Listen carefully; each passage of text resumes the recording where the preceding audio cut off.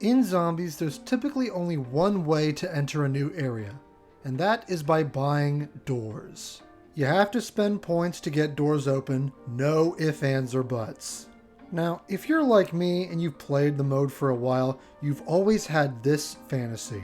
The fantasy of being able to shut a door that you've already opened. Imagine the possibilities of manipulating the zombie pathing by closing certain doors to funnel them how you'd want. Well, unfortunately we can't shut doors, but there does exist some places that we can get into where we're behind closed doors.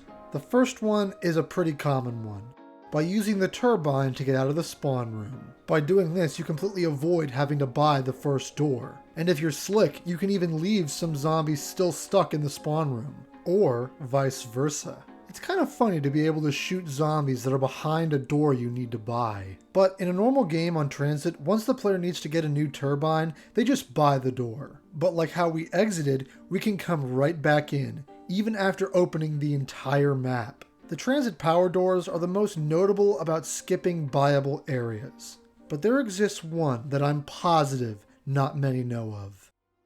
In Blood of the Dead, the map now has added fast travels to make traversing the map a little easier.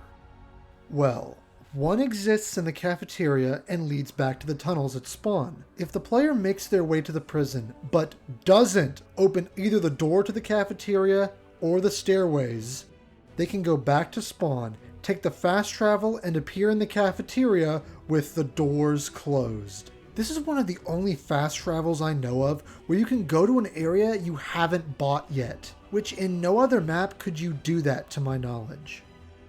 Going back to Black Ops 2, Die Rise gives us another way of getting to places we shouldn't be able to get to.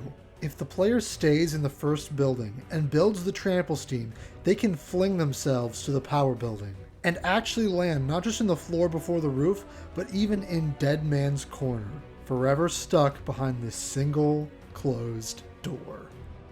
Buried may not seem like it, but it quite possibly has the most opportunities to get behind closed doors. And all you need is the Paralyzer. By using its very helpful ability to fly anywhere you want, you can get in buildings, back up to quick revive, skip the barrier to the witch's house, so many places. The whole map is all about avoiding buyable doors. Leroy may help with this, but the Paralyzer even allows you to avoid having to use him to get past barriers. Oh? No, we're not done yet, because as I was recording this video, I remembered something. The tram in Shadows of Evil. I completely forgot that that's how the high round strategy is done. If you keep the door to the waterfront closed, and then you can use the tram to transport you there. And here we are, not just behind a closed door, but in one of the best camping spots for high rounders. Perhaps this getting places without having to buy doors isn't as uncommon as I initially thought.